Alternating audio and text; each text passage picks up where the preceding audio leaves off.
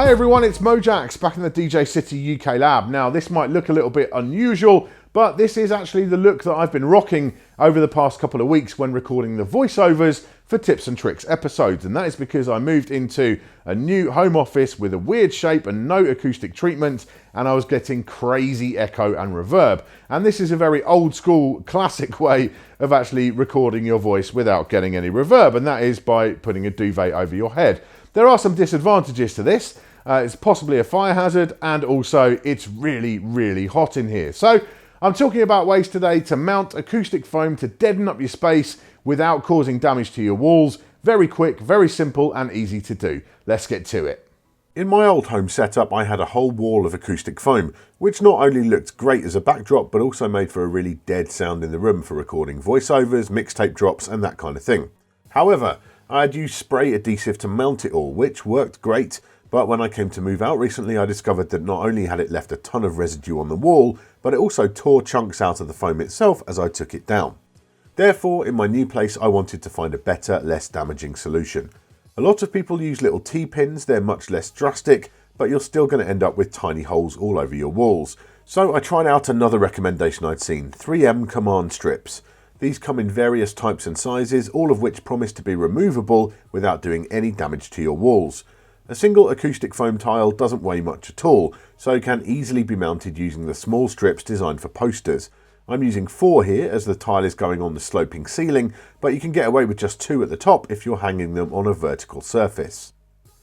These have done the job very nicely. Each one I've put up has stayed put so far, and it's been a couple of weeks now.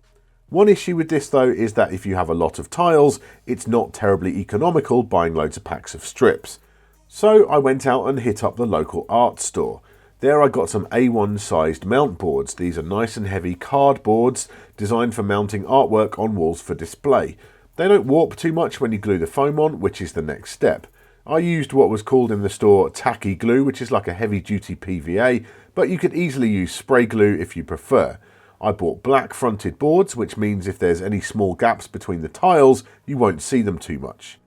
For a board that size, you need something more heavy duty than the poster strips, so I used the large picture hanging strips, which can hold up to 7 kilograms. They also come in 2 parts like heavy duty Velcro, so you can reposition the boards a little bit if you hang it up a little bit off center.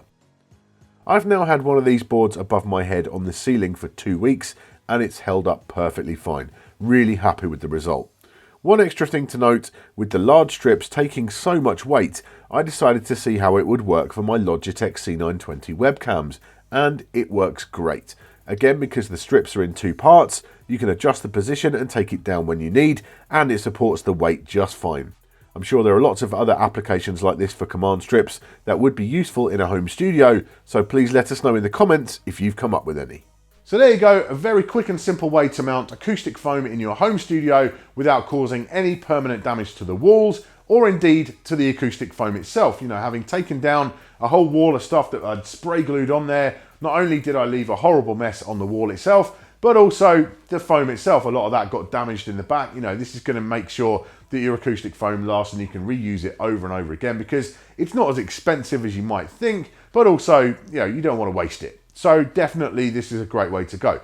2 things to note. Firstly, this is about deadening reverb and echo in a room. It's not about actual soundproofing. Soundproofing is very expensive. It's a very specialized thing. This is not that. So if you're expecting to buy acoustic foam, stick it on your wall and soundproof, and you can play as loud as you want and your neighbors won't complain. That's not going to happen. This is not that. And also, if you are actually using this for recording, if it's a home studio, you're actually producing music, you need to take a lot more time than I did to actually think about the positioning of where you're going to put the foam and think about bass traps and that kind of thing as well. Really, you know, do your research, read stuff online, watch some videos to make sure that you understand exactly where you need to position that stuff to get the best results for your home recording studio. But for me, it's just about getting rid of that reverb in the room, and it has made a massive difference. And now if I need to take it down, I want to move to a different room, I can do that nice and easy.